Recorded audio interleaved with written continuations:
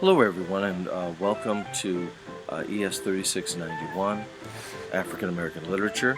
I want to spend a little bit of time discussing a novel that you have just finished reading that I know has intrigued all of you. On one level, I know that you find it very complex, confusing, humorous at moments, and that is Ishmael Reed's Mumbo Jumbo. First of all, you should know that you are reading the work of an Oakland author, Ishmael Reed. And second of all, what I'd like for you to do in sort of approaching your understanding of this novel is to think of it as a sort of a vast conspiracy story, an underground history, if you will. I think it's probably the best word for it. Something that seeks to explain um, an ongoing war or spiritual struggle that dates itself all the way back to the Egyptian era, and that continues in his novel all the way up through the 1920s in the United States of America. And it sees itself, this Egyptian struggle, as seeing itself played out against the backdrop of the Jazz Age, of the Great Depression, and a host of other struggles that, in particular, people of African descent are experiencing in the New World. So the novel is ostensibly about the Just Grew. Just Grew on one side, and the Wallflower Order, the kind of executive branch of the Atonists. The Just Grew is a virus, a plague, kind of a psychic, spiritual thing that is really about jazz music, jazz dancing, and African American culture. It's also a new Loa, or a new god, within the context of West African divination. Vodun is the key term, also known as voodoo.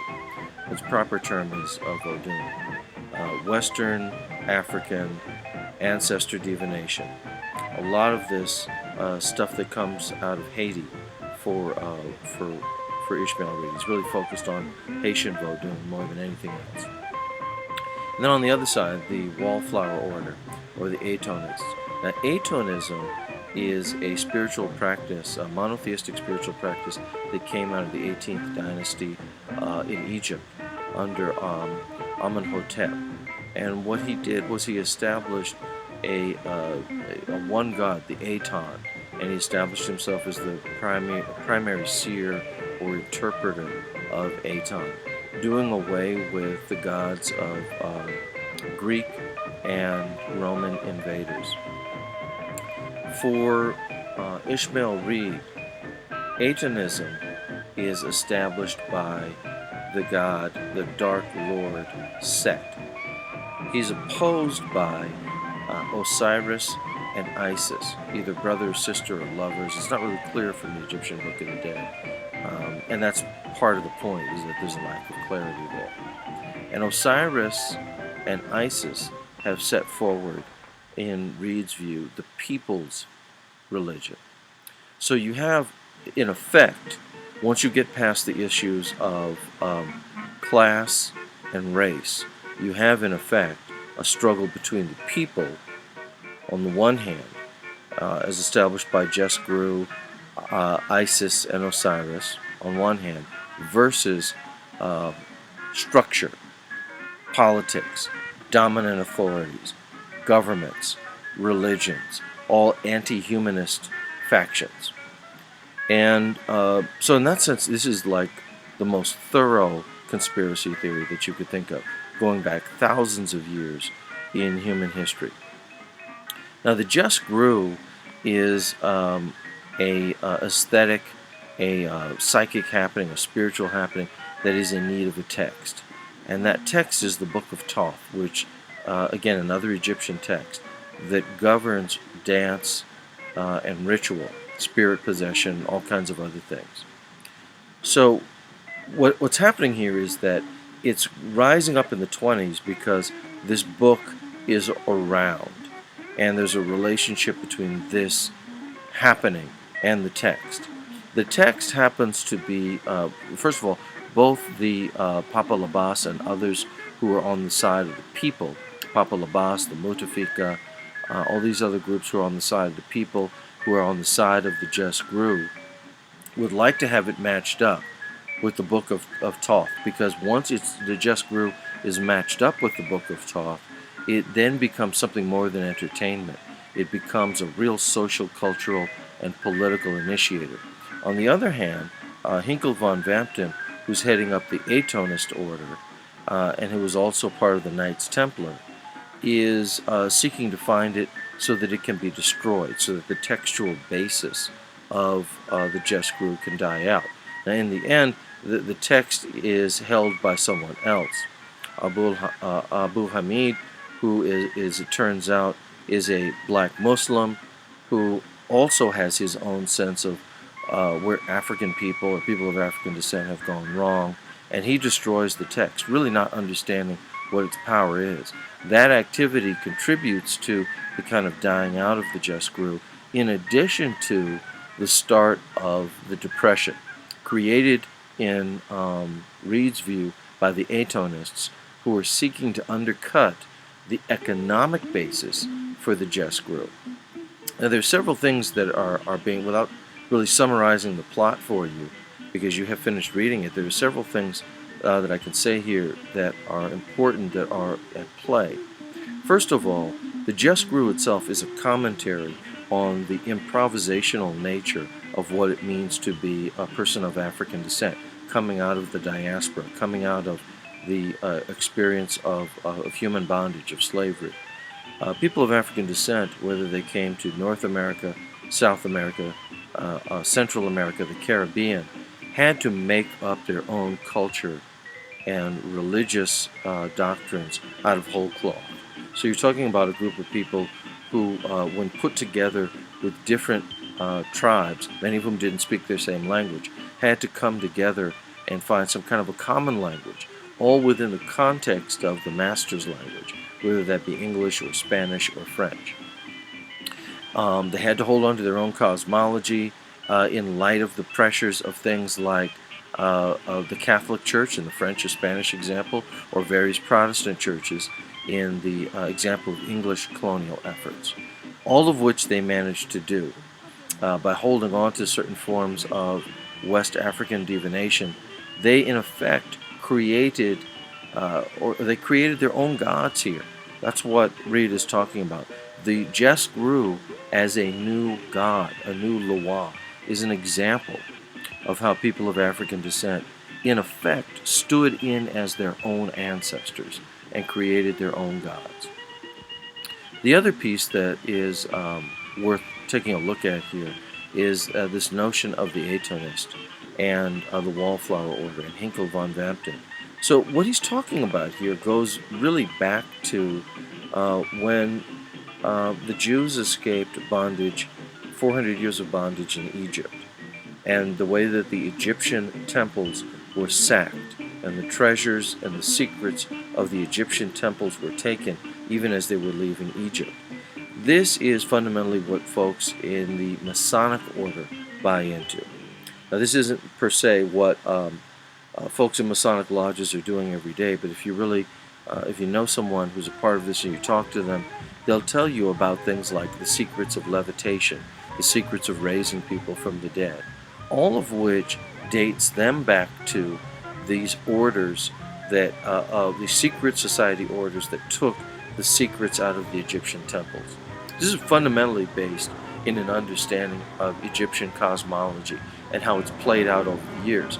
Frankly, even Vodun, there are many historians who have located the practices of Vodun and West African spirit divination, generally speaking, in the practices of Egyptian spirituality and the Book of the Dead. The notion that this 3,000 to 4,000 year old empire, in the course of it, ideas traveled from the east to the west and the south of Africa, and necessarily affected all of Africa, and indeed all of the Mediterranean as well. So everything that's happening here is really about this Egyptian history. The other thing worth looking at here is that not only is Ishmael Reed making a commentary about black culture, in the sense of its improvisatory nature.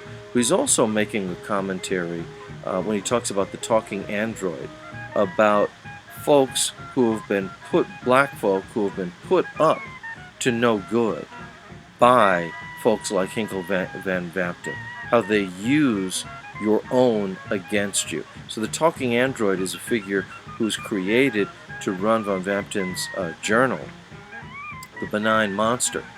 And that journal is primarily dedicated toward destroying or attacking the literary traditions that are being established of the Harlem Renaissance.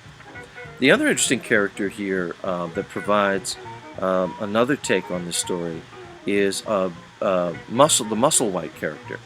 Now, Musselwhite is a classic example of what Hannah Arendt, the great Jewish scholar, used to call the banality of evil.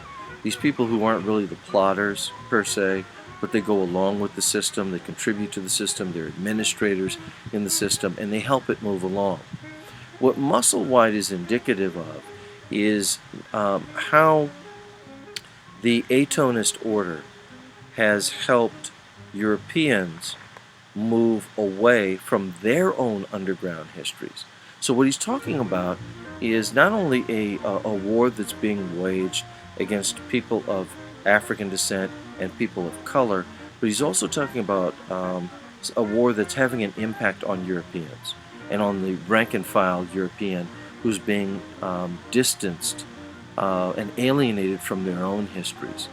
What he's really attacking here are any sort of fascistic regimes that are anti-humanist, anti-people of color, anti-change. They're fully orthodox, that have established their own order and are really into it for themselves, for their own power. This is kind of what Musselwhite is about. Just going along with the system, doing this or that for your own sense of egotistical power. Reed is making a commentary about the way that European people have appropriated and used the wisdom, the talent, the labor, everything, the blood, sweat, and tears of non-Western peoples in this very selfish, egotistical way. But it's also robbed them of their own sense of spirituality and their own grounding with their own history. And at the end of the day, what Reed really is positioning here is how 2,000 years of Judeo-Christian orthodoxy, in some fashion or the other, have imprisoned and European people and left them spiritually void, unable to really connect with non-Western folk in a meaningful way. Now, this is really the threat of the Just Grew. The threat of the Just Grew being that it's this thing that gets in you, it gets in your ears, it gets in your soul, you start tapping to it, and it's a way for these very non-Western things to enter into the spirit of Western European people. In effect, the Just Grew is an anti-racist piece because it glides over everything. It eradicates class difference, racial differences, etc. Although, to be fair, I'm not sure that Reed explicitly deals with how Just Grew attacks and deals with gender. And that's one of the criticisms that you'll find often of his work. Now, my favorite characters in this entire piece are the Mutafika, this group of disaffected art historians who are taking back the art from museums and putting the art that's been taken during colonialism, a lot of which, by the way, has been used to demonstrate the primitive nature of non-Western peoples, have taken that art out of its geographic origins, out of the places where it's most spiritually potent, and they're seeking to put it back into these spaces. I love that as an idea, to be frank with you, and I think that I see myself almost intellectually as doing this with ideas, putting them back in their space and in their context. And I hope that I've done that here in talking to you about Ishmael Reed's Mumbo Jumbo and foregrounding the importance of Egyptian history, an underground history, an anti-fascist history, a people's history, if you will. That is what Ishmael Reed has written here, a history of the people that goes all the way back to Osiris and Set, and demonstrates a war that people have been constantly fighting against the fascist or orthodox orders of religion, of government, the agents who are against change, the agents who were in favor of and profited from colonialism. So that, in a nutshell, is this fabulous novel, Mumbo Jumbo. I hope that you enjoyed it.